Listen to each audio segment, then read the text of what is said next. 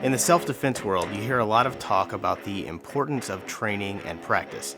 Training is pretty straightforward. That's when you spend some time with a skilled instructor who can teach you new techniques and critique your current performance. That's pretty vital, especially when you're just getting started and learning the fundamentals. But then it's up to you to practice on your own to actually improve, and that's where there's some ambiguity. Rarely does anybody actually talk about how to practice. Practicing doesn't just mean shooting. You could go to the range every week and fire off a couple of boxes of ammo and never actually improve. That's why I'm not impressed when somebody tells me how many years they've been shooting or how many rounds they shoot every year. That's completely irrelevant. The quantity of your practice doesn't mean anything if it's not quality practice. So how do we get quality practice?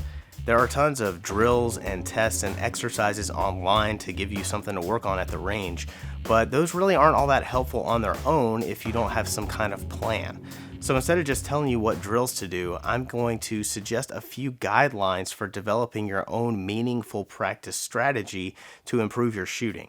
The first thing you have to do is determine your goal. What exactly are you trying to accomplish? And be really specific. If you just say, I want to be a better shooter, that's not really going to help you out all that much. You need a concrete goal so that you know when you've achieved it.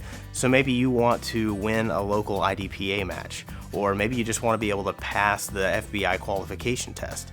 Pick something that's ambitious for your current skill level, but also something that's reasonable considering the amount of time and resources and motivation you have.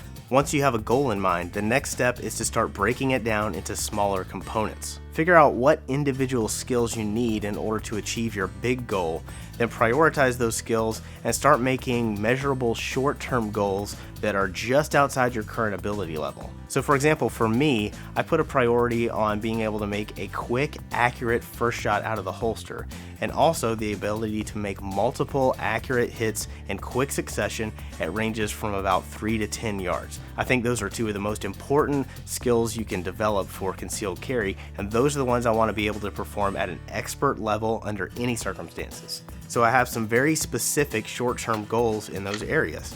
Right now, my goal is to be able to hit a 3x5 card at 7 yards from concealment in 1.5 seconds, anytime on demand. I also want to be able to consistently shoot a 2.5 second build drill. I'm getting close on both of those goals, but I've still got a lot of work to do. So then I've got to break it down even further. I don't go to the range and just shoot 3x5 cards and build drills. That's just what I use to measure my progress. I have to look at each individual component of those skills. So if I'm not happy with my draw stroke, maybe I'll just work on clearing my cover garment and getting a full firing grip on the gun in the holster for a while. I'll just do that one step. Or maybe if I'm yanking shots off target in my build drills, I'll run some drills that are designed to work on trigger control and sight tracking. The key is to isolate the individual components of each skill that you're not very good at and work on those. One more critical piece of meaningful practice is to track your progress. You have to have some way to know whether you're actually improving, and the easiest way to do that is to record your results on certain drills and tests and look at how they change over time. I don't write down my times or scores for every single drill that I do, but I always record my first and last drill of the day, and I make a few notes about what I worked on in between. I record the first drill because for self-defense, only your cold performance matters.